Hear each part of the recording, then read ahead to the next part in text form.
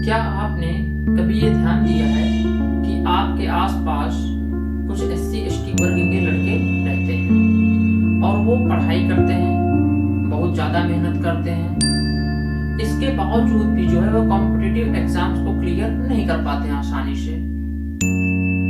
हो सकता है आप भी उसी वर्ग से संबंधित हो, उसी कैटेगरी से संबंधित हो और आप भी वैसे ही मेहनत कर रहे हो और आप भी नौकरी नहीं पा रहे हैं, जबकि आपको कॉन्स्टिट्यूशन में रिजर्वेशन भी दिया गया है। जैसे SC के लिए हम बात करें तो 15% और ST के लिए 7.5% जो है रिजर्वेशन दिया गया है। तो कई बार क्या होता है कि लोग आपसे ये कहने लगते हैं कि भाई तुम कमजोर हो, क्योंकि रिजर्वेशन मिलने के बाद भी तुम जो है जॉब नहीं ले पा रहे। लेकिन मैं अगर आपसे ये कहूं कि जो रिजर्वेशन आपको मिल रहा है उसका ज्यादातर जो परसेंटेज है वो आपके ही समाज के, मतलब SC ST वर्ग के ही जो उच्च क्लास के लड़के हैं, मतलब जो संपन्न हो चुके हैं, वही इसका ज्यादातर फायदा उठा ले जाते हैं। तो आपको ये बात थोड़ा सा अजीब लग सकती है, लेकिन रियलिटी देखिए यही है। आपके जो समाज से संबंधित वो लड़के जिनके पहले से ही घरों में आरक्षण का लाभ लिया जा चुका है, वही बार बार आरक्षण का लाभ लेते हैं। और इन्हीं लोगों के लिए एक शब्द देखिए निकल के आता है, क्रीमी लेयर। ये क्रीमी लेयर होता क्या है और क्रीमी लेयर का इतिहास क्या है, इसके बारे में अब हम यहाँ पर बातचीत करने वाले हैं।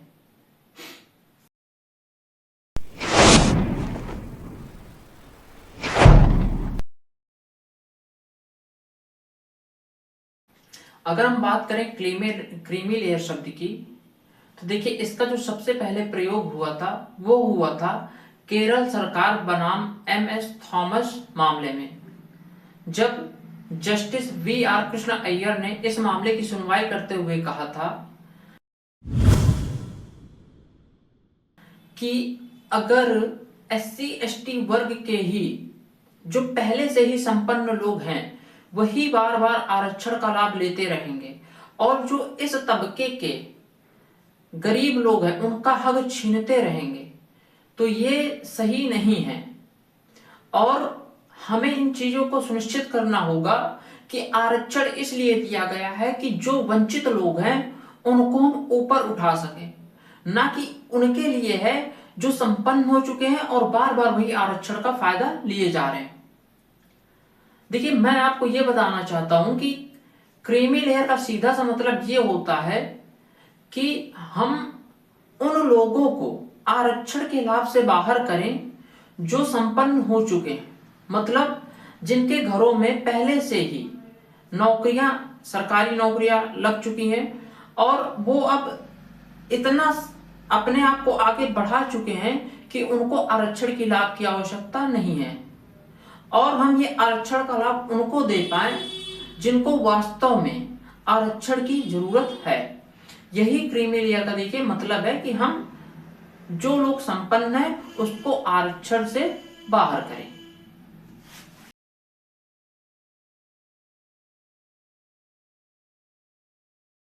क्रीमी लेयर लागू हुआ है एक भी बार या नहीं, मतलब किसी भी वर्ग के लिए क्या ये लागू हुआ है?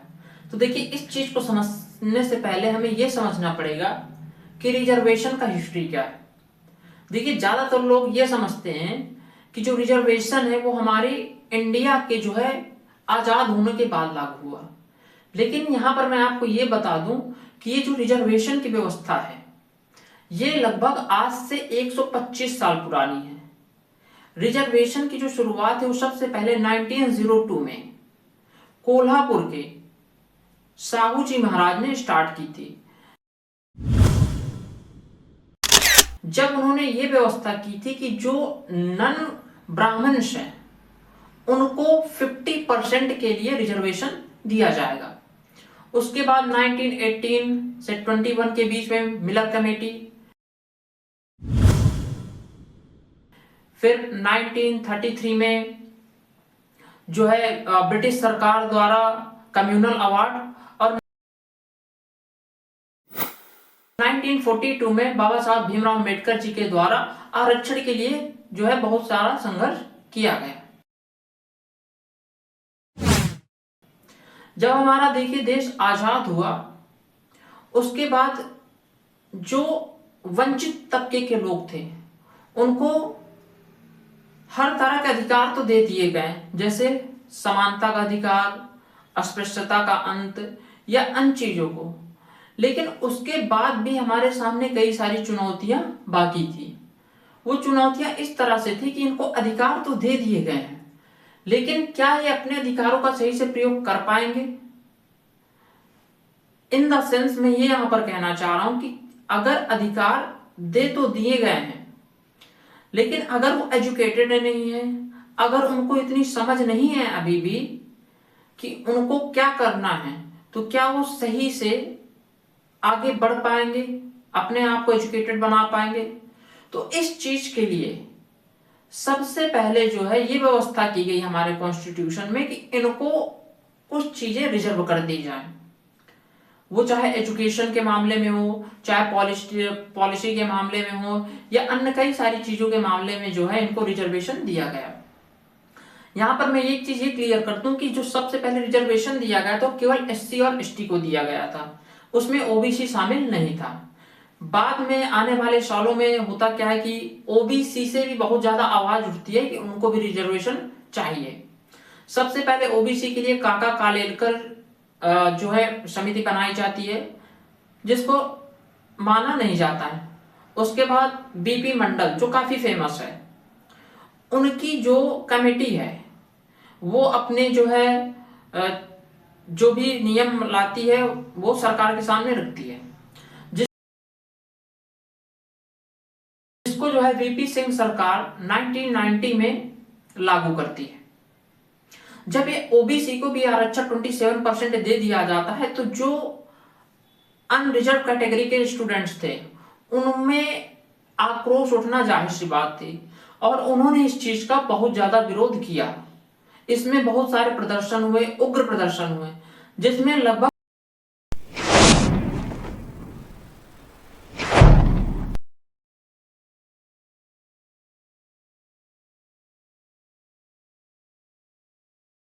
60 से 70 60 to 70 स्टूडेंट्स की क्या है जान भी गई।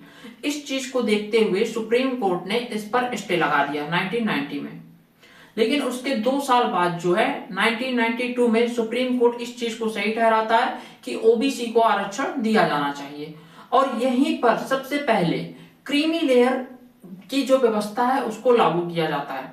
1993 में जो सुप्रीम कोर्ट है वो ये कहता है कि ओबीसी के वो लोग जो संपन्न हो चुके हैं उनको जो है रिजर्वेशन का लाभ नहीं मिलना चाहिए।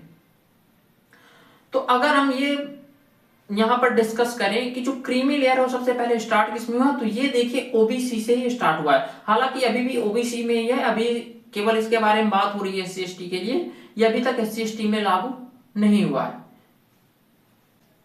देखिए आप और हम आए दिन ये बहस देखते हैं कि जो है एससी और एसटी में भी क्रीमी लेयर को लागू कर देना चाहिए। हालांकि 1993 में जो है ओबीसी के लिए ये चीज लागू हो चुकी है, जिसके लिए एससी ने सरकारों को ये आदेश दिया था कि जो है वो एक इनकम को बेस मानते हुए, आय को आधार मानते हुए इस चीज को अपने अकॉर्डिंग लागू कर सकती है। जब ये 1993 में स्टार्टिंग में सबसे पहले लागू हुआ था, तो उस समय 1 लाख रुपए जो है इस चीज के लिए आधार बनाया गया था कि जिन ओबीसी वर्ग के लोगों के पास 1 लाख से ज्यादा की आय है वो जो है इस श्रेणी से नहीं आएंगे, मतलब वो क्रीमी लेयर में आ जाएंगे। और अभी प्रेजेंट टाइम में इसकी जो सीमा कर दी गई है वो है 8 लाख रुपए।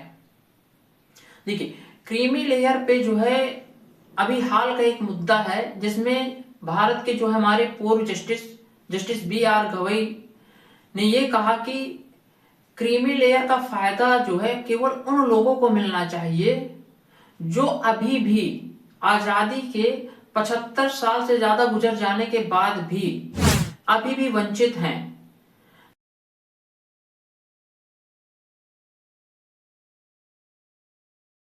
ना कि उनको जो किसी आईएएस का बेटा है, किसी बड़े अधिकारी का बेटा है, क्योंकि वो उस चीज को पाने का अधिकारी नहीं है, रिजर्वेशन को पाने का अब उसके पास अधिकार नहीं रह गया है।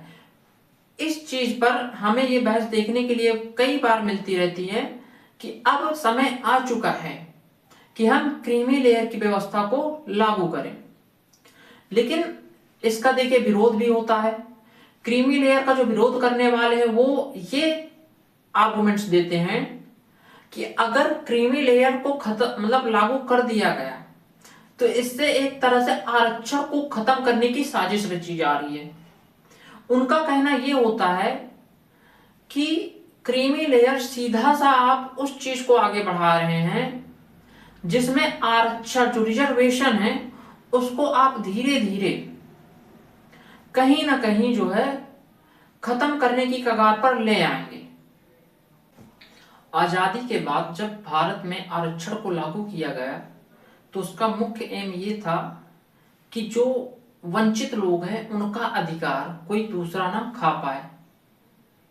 लेकिन आज के समय में हम ये देख रहे हैं कि उनका अधिकार कोई दूसरा खा रहा है और उनका अधिकार खाने वाला कोई अनरिजर्व कैटेगरी का आदमी नहीं है।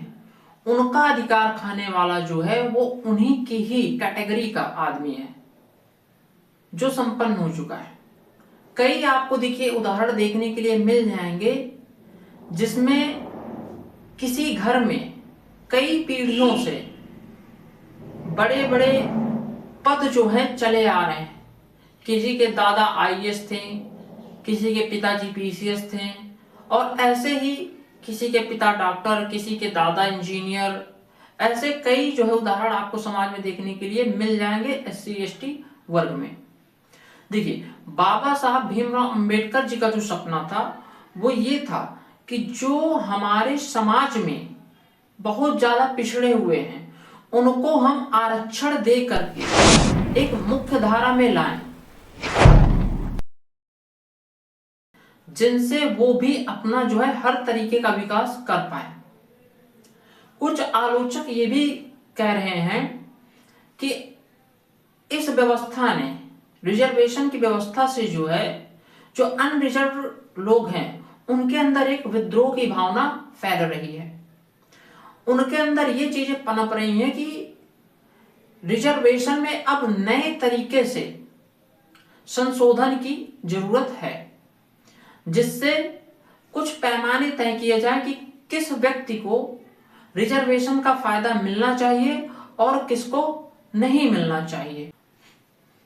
आरक्षण की नई व्यवस्था को नई तरीके से लागू करने वाले जो सपोर्टर्स हैं उनका ये मानना होता है कि जो हमारी गवर्नमेंट्स है वो खुद नहीं चाहती है कि इस देश से जाति व्यवस्था खत्म हो, क्योंकि वो सारी चीजों को कहीं ना कहीं कास्ट बेस में ही प्रोवाइड कराती है, एजुकेशन हो या अदर कोई भी चीजें।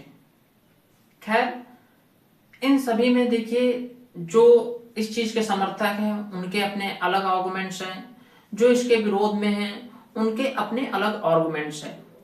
लेकिन हमें ये मान करके चलना है कि जो हमारी गवर्नमेंट्स हैं वो इस चीज को श्योर करे कि जो हमारे एससी एसटी वर्ग के गरीब लड़के लड़कियां हैं और दिल से जी जान लगा कर के अपनी मेहनत करते हैं, दिन रात पढ़ाई लिखाई करते हैं, उनका अधिकार कोई ऐसा व्यक्ति ना ले जाए जो उस अधिकार को पाने की योग्यता नहीं रखता है।